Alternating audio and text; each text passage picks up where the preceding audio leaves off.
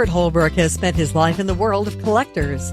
As president of Theriault, the world's leader in the auction of antique dolls and figurative art for over 30 years, he's managed the often personal and always wild world of collecting and collectors. His market expertise and knowledge of trends comes to life in The Curious Collector, where he shares his experience and experiences in real-life stories, alongside sage advice on how to build great collections within the happy life of a collector. I've spent my life traveling around the world with purpose. Purpose is the key, I've always felt, to travel that is rewarding, fulfilling, and memorable beyond being what I call a tourist. Passion for a subject, passion for an idea, knowledge of a particular history. It allows you to unfold a location in a place like a lotus blossom. You go deeper, go further, go into the back alleys of places that you would never otherwise go to if you have a purpose and a direction in your approach to visiting new environments, whether they're in your backyard or 5,000 miles away in a foreign country. This is something I've lived with really my entire life, but especially upon coming back to Theriault after college, when my parents kind of handed me the keys to a car and said, the road is your home. You won't make any money and you won't do anything sitting in the office. You need to get out. You need to meet collectors. You need to see collections. You need to experience their world in their place. And so I took that advice and I went with gusto, and I've never stopped since. In that time, I've logged typically 250 to 300 days a year on the road. I've traveled millions and millions of miles across the world, and I've been to some of the most interesting and unique and different areas that anyone can imagine. At this point, nearly 100 countries, all of these with purpose, with a reason to go, with connections made, with a task in hand. This, to me, is the essential part of what travel should be. Traveling as a tourist with guidebook in hand really, I think, diminishes the whole aspect of what you're trying to achieve. A look into another culture, meeting friends, having adventures. So traveling with a guidebook or in a bubble of a group really is diluting the overall experience. And so what I'm hoping to help today in The Curious Collector is showing how collecting and travel can come together to make for some of the most amazing experiences within the hobby. Yes, there's a lot of people that may just collect from home, and they're not really interested in going out and traversing the world and going into other cultures, and that's okay. That's fine. You can do armchair travel, armchair collecting, if you will, and that's an experience and a way to go about it. Some people may not be able to do that.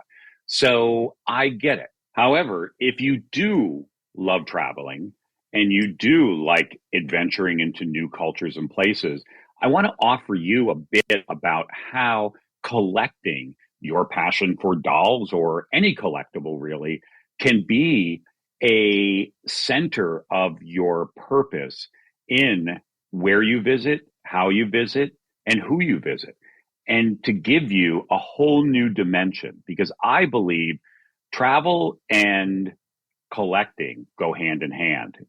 I mentioned this before in one of the earlier podcasts about the hotel in Seattle that I drove by one day and saw the billboard out there that said, collect experiences, not things. Things and travel do go hand in hand. One is not mutually exclusive of the other. In fact, it enhances the experiences of both. I learned a lot of this sort of theory and idea of travel really as a teenager. And it was interesting that I had read and stumbled on a book by a famous travel writer named Bruce Chatwin. And the book was called In Patagonia. And this was a life-changing read for me in that it explored the idea of travel as an experience. And I remember a quote from Bruce Chatwin, I believe in this book, which stated that walking is a virtue, tourism is a deadly sin.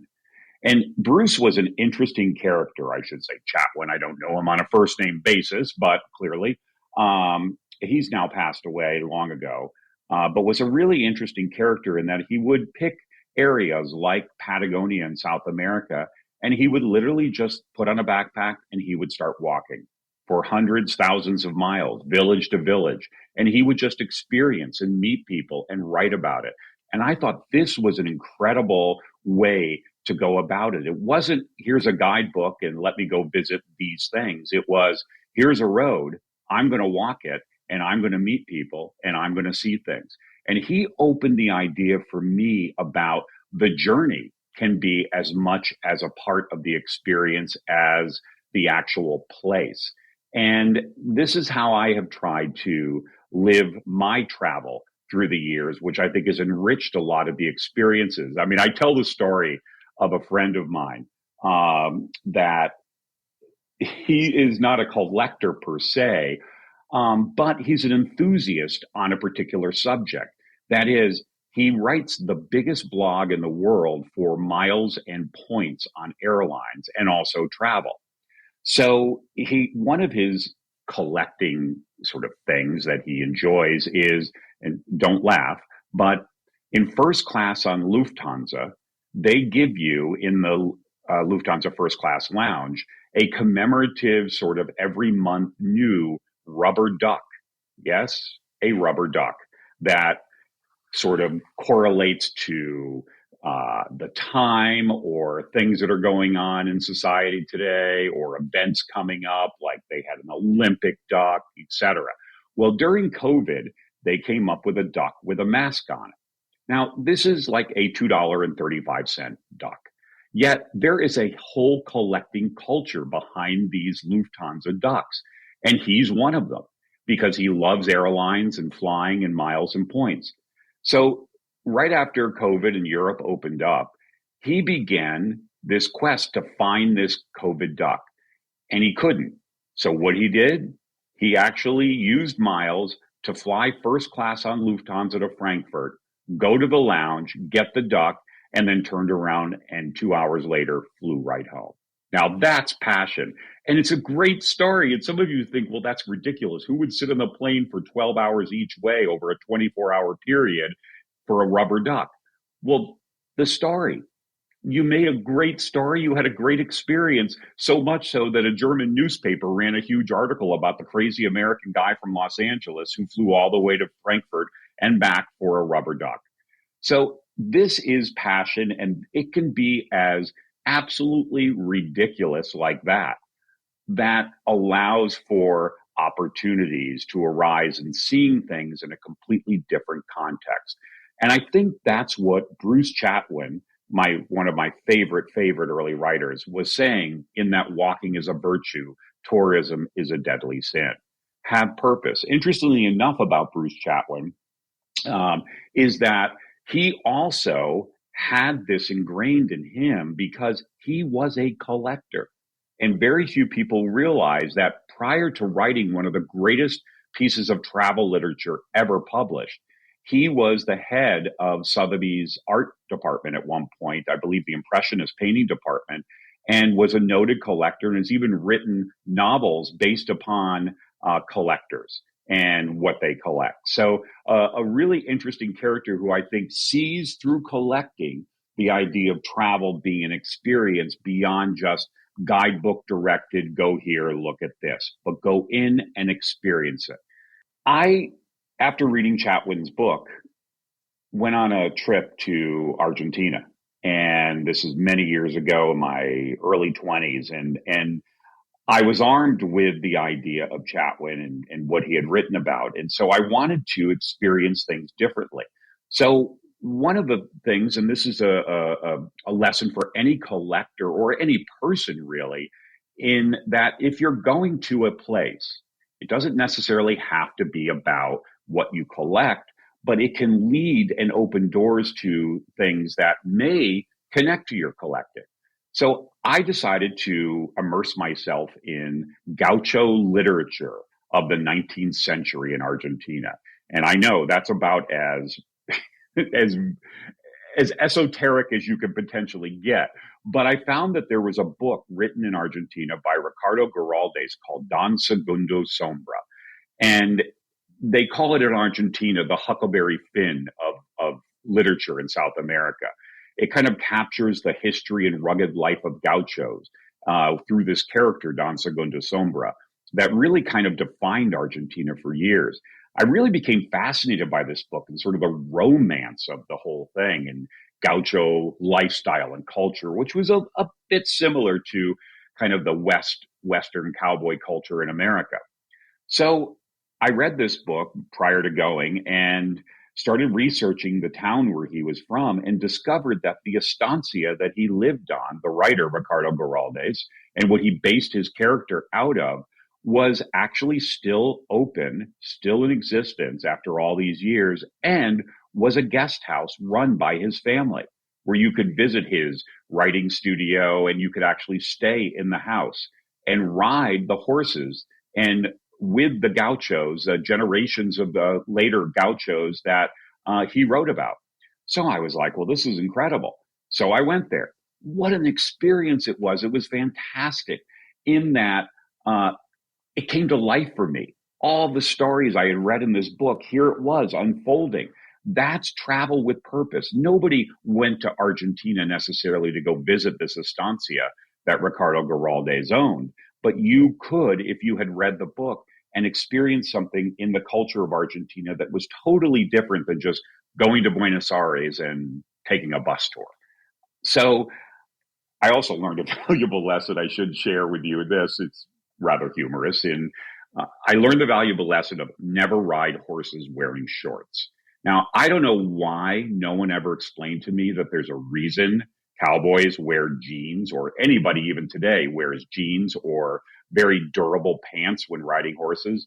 But I learned the hard way and ended up in a hospital in Buenos Aires a few days later, where I'll never forget the moment as I laid down on the hospital bed and I had a deep infection on, well, you probably know where. And the doctor, in his Argentinian accent, proclaimed in loud voice, "My God, you have a hole in your..." Yes, there. And so I spent 3 days standing as much as I could. Let me just say that. But anyway, I really digressed on that particular subject. But the idea of this relating eventually to something is really interesting in that when I stayed at that estancia, I told them what I did, told them about dolls, and they said, "Oh, come here." And they led me into a room, one of the family's bedrooms. And there, standing in the corner, was a family heirloom doll that just happened to be a size 12 Jamo Triste in an original couture costume. So things, even if you go to travel and do something that doesn't relate to what you collect, tell people what you do, tell people about your passion. You might be shocked in this case how it can open a door and lead you to experience something that relates to you. But more so, this was the experience that really opened my eyes to connections made and travel being an opportunity for learning from others in different places through our shared passion of what we collect. Another great traveler that I have loved over the years and watched him and read his works and love his quotes, because I really feel he got the concept of traveling with passion, and that's Anthony Bourdain. And if you've ever watched his shows in the past, you realize that his travel, while there were sort of opportunities to delve into more of the traditional places that people will go to, ultimately it was centered around a theme, which was the passion of his, and that is food. Food for him elevated meetings, elevated the idea of connections made, which then led him into back alleys and unique spots and homes and meeting people in their place, in their world, not just going to the hotel restaurant or not just going to the normal site you go to, but really going into the homes. And this is something that I have had an incredible experience with over the years, in that I have been able to, through the connections of doll collectors around the world, go into homes and go into circumstances and situations which are very different than a tourist will ever achieve. I joke that I've actually bathed naked with Japanese collectors. And I know you're probably thinking, okay, whoa, wait a minute here. Do we really want to know this? Well, yeah. I mean, we went to a traditional Japanese hot springs and onsen, and I was thrust into this cultural moment and found myself naked with the husbands of four other Japanese doll collectors. And now, mind you, the women were separated. And so we were in a lone area for men. But let me tell you, there is nothing more awkward than standing naked in a hot bath with the husbands of doll collectors. And they look at you and say, now, how much does our wife spend with you each year?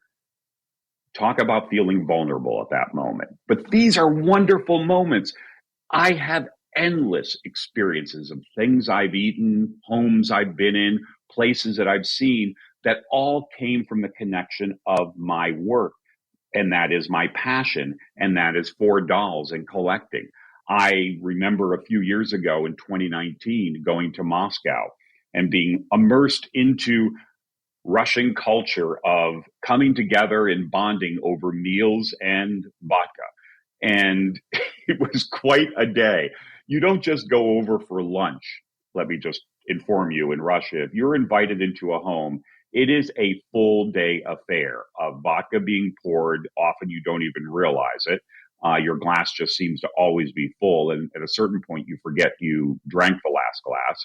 And there's konchaka crab, there's caviar, there's champagne, everything. And it's hours and hours of conversation and talking. And in this case, looking at the dolls and looking at collections and telling stories.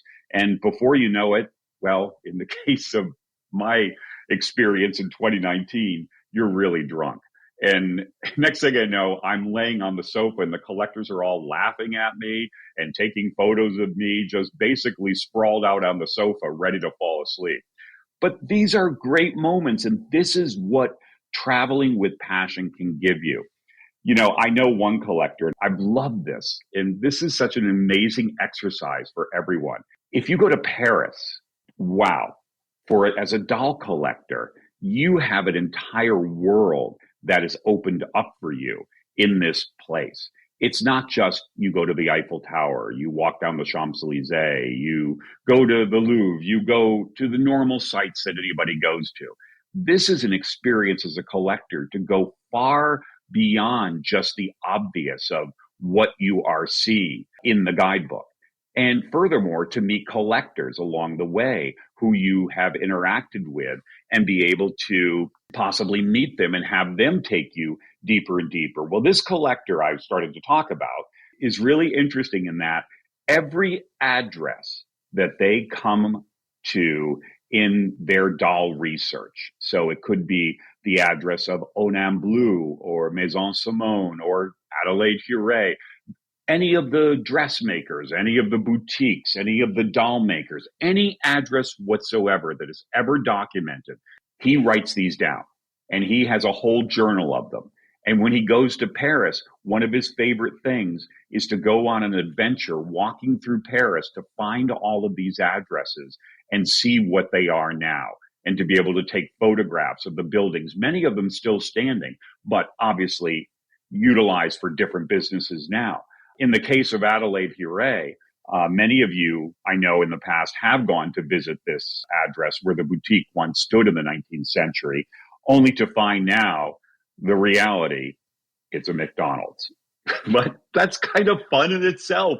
You can go in, order a Big Mac and say, I ate a cheeseburger in the house of Huret. These are fun things that open up so many other experiences and doors. And to be able to tell those stories to others is fantastic. This is why I remember a collector recently came to me and told me that they were really wanting to start traveling more. And as such, they're looking to maybe consider selling their collection. And I thought to myself, why would you have to sell your collection? Oh, well, you know, if I really want to travel fully, and she was talking about going for months and months at a time. She said, I really don't want to leave the dolls alone. And I said, well, I think the dolls will be fine. And I agree with you. Focus on travel is great, but I don't think they necessarily have to be separated. I think the collection and your collecting actually will make your travel so much more rewarding.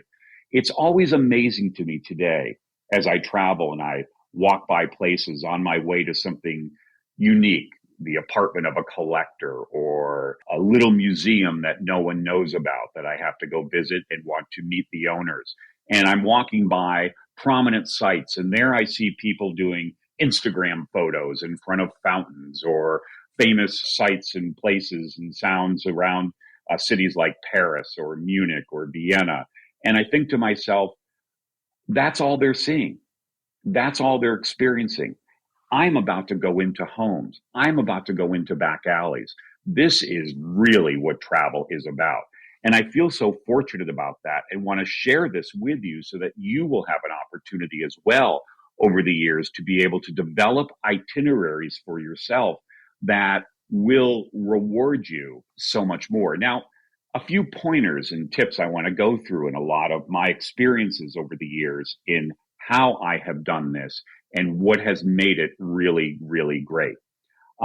First of all, I want to throw out the concept and the idea that you should not be afraid to travel alone.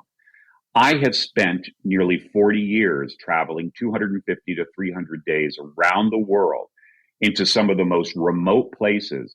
And I would say 90% of the time, I'm alone. Now, some of you say, okay, yeah, but you're a man. It might be a bit easier. And I get that, but I think it's getting better and better in the world today that even if you're a woman, the idea of traveling alone, especially if you're going to places like Europe, should not be a frightening thing. In fact, I really do believe that it opens more doors for you. You're more approachable when you're alone. You are more cognizant of your surroundings. You are less influenced by a bubble of one or two others with you. You do what you want. You want to sit at a cafe in Paris for 3 hours and be that proverbial fly on the wall to just look at people and listen to conversations and watch and see what people are wearing and doing. This is your choice. You don't have anyone saying, well, I don't want to sit here that long. I want to move on. This is you. And you can do you when you are alone. And it makes for a far more immersive experience, I believe, in the places you go to, in that your experience are truly yours and you've made these choices. I mentioned being more approachable. I do believe meeting people becomes easier in this sense as well, in that you have conversations, you can talk to people. And it really does, again, as I say, open more doors. So don't be afraid to travel alone occasionally. And especially if it's in an area that's very safe, very, very well known, and there are going to be clearly lots of people. Now, I'm not necessarily saying go out into the wilderness of Nepal by yourself, but certainly, as I mentioned, Paris, as an example, would be perfectly fine. Before you go to a place, and let me say this. I mean, I'm using a lot of examples of France as being a destination for doll collectors, and it's an obvious one. It's low-hanging fruit in this because it's the motherland of classic doll making of the 19th century, as well Germany. Both of these areas offer an incredible array of destinations for collectors to experience, and not just regular ones. You don't have to just go to Paris. You could go to little villages where perhaps Jules Nichols Steiner was born. And you're not going to see much. You're not going to go meet Jules Nichols Steiner's family still living in the house, but it's kind of fun to force you into a place you otherwise never would have gone to, and probably where no other tourists are going. And that in itself is the journey. That is the experience. Is it forces you out of the bubble of the guidebook destinations and into places that are very unique in themselves. And you walk around and you go to a cafe and you strike up a conversation with the cafe owner or somebody at a table next to you. And you find out, oh, I know where that house is, or, oh, I know relatives that used to live here that still generations later are part of the community of that town. as I use a random example, Jules Nichols Steiner. So these are really great opportunities, again, for you in taking you outside the general everyday places and going into little villages and unusual back roads to discover random things. Recently, I was in Austria, and I didn't have time, unfortunately, but it's on my bucket list of going to a little village called Bad Aussee in Austria, because this is the town where Lily Bates, the great doll artist, grew up and where she later finished her life. And in this town, her house still stands. Now, I was warned by a person who knows the house and identified it for me that whatever you do, just keep walking by it. Don't stop and look at it, because the lady who lives there now is not the nicest person. So I have that as a warning, but that to me is fun in itself. But I was able to also find in there a bench that Lily Bates used to sit at on top of a hill to look out over the whole valley. That was her favorite spot for her daily walk and for her constitutional of sitting outside and getting fresh air and looking onto a land and a place that she loved. I want to experience that. And with that, I want to go into this little town of Bad Aussee, a town I otherwise never would have gone to in my life, to use it as a catalyst for my experience in travel. These things are everywhere. You know, what's interesting as well, so you're probably thinking, well, Stuart, I've been to a lot of these places. I want to go to different places now. And there's really nothing that connects my collecting to that place. And I would say you would be surprised. As a perfect example, I was meeting with a collector in Germany recently who used to love to travel and explore the archipelago, the islands of Indonesia. And she became fascinated with Indonesian culture and food. Now, a doll collector is probably thinking, well, that's not a lot of opportunity for my passion of dolls to really integrate into Indonesia. What am I going to find? Well, she did. She started researching because every culture has something connecting dolls to it. Every culture has a relationship to figurative art. Remember, if you narrow it down to dolls, you may come up empty-handed. But if you broaden our category into the concept of figurative art, you have opened up a lot more in the way of discovery. So she began to research and learn about and love Indonesian shadow puppets. And you probably know you have the flat silhouetted ones that hang on the wall a lot of times for collectors, but were used. And then you have actual figuratives, three-dimensional, that were on sticks that were used in puppet shows in Indonesia. It's a very big part of their culture. Well, she saw this as an incredible extension.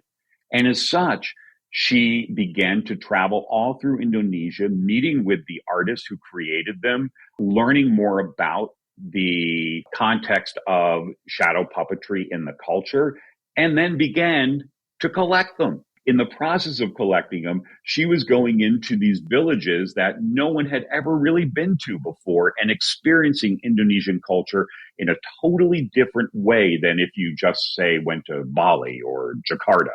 She was going into far-flung islands where some of the great craftspeople of shadow puppetry were making them over generations. I love these kind of stories, and that's why I believe anywhere you want to go, Japan, Indonesia, India, you can find something that connects to dolls that will open up a whole new idea for you in different concepts that might open your collecting up into new areas you can both research and collect for yourself and enjoy, and in which you can teach others.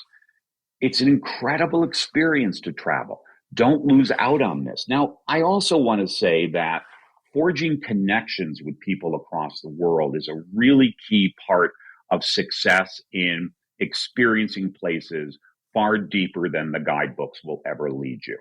So an important process in today, and we have abilities now to know people across the world through social media and to converse with them, share our collections through photographs and chat rooms and Zoom or whatever, and really develop a kinship with fellow collectors in different places, Japan, Germany, France, Italy, all over.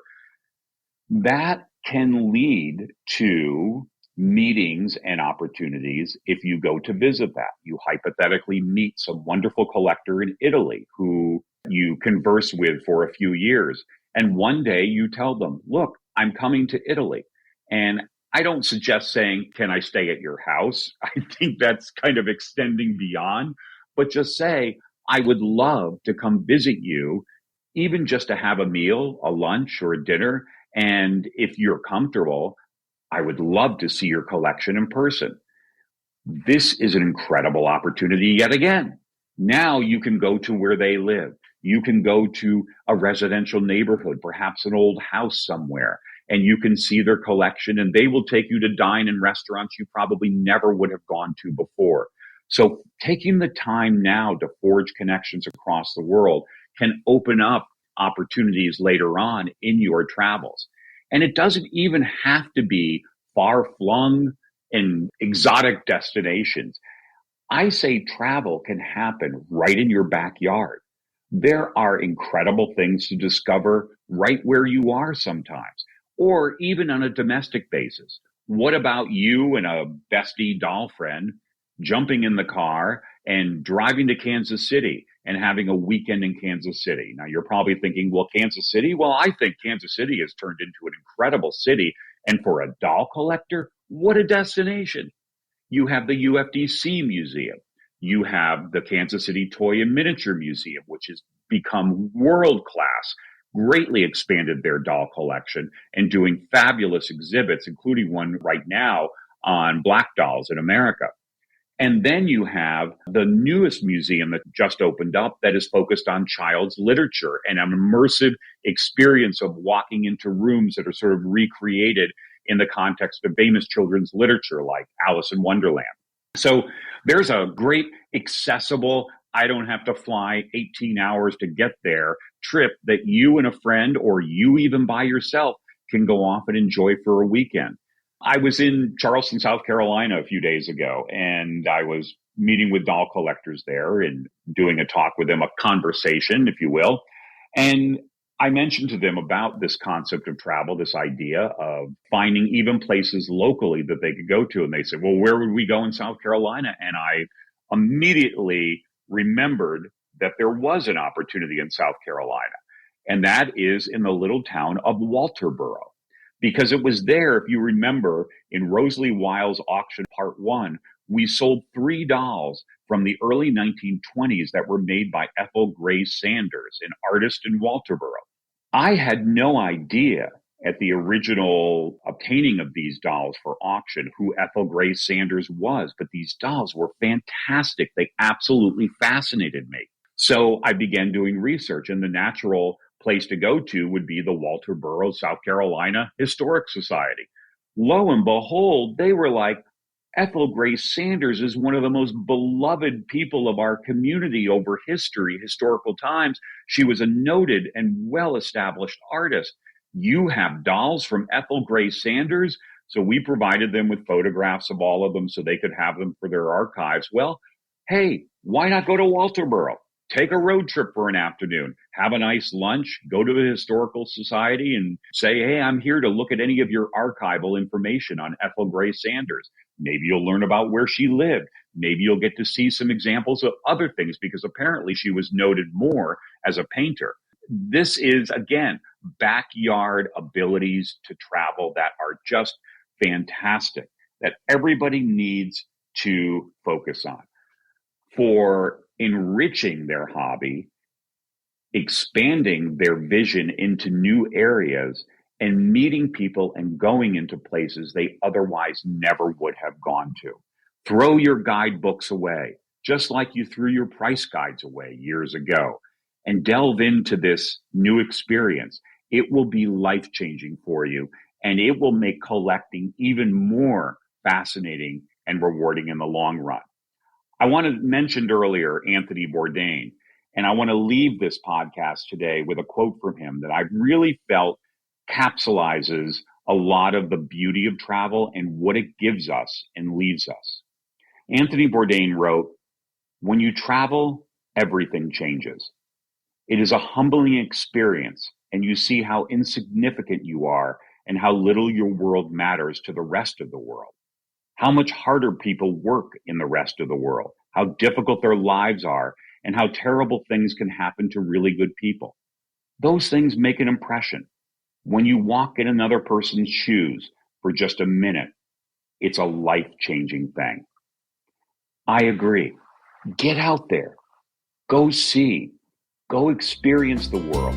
Use dolls as your catalyst. Use dolls as your guide. And you will have life-changing experiences just as I have. Thanks for joining us on this episode of The Curious Collector. The Curious Collector is hosted by Stuart Holbrook and produced by Tammy Theriault. We invite you to follow us on social media and feel free to leave any questions you have for Stuart on Facebook at Stuart Holbrook-Theriault or follow the Theriault Company Facebook page. And you can stay up to date with the latest auctions and events at theriaults.com. We'll talk to you on the next episode of The Curious Collector.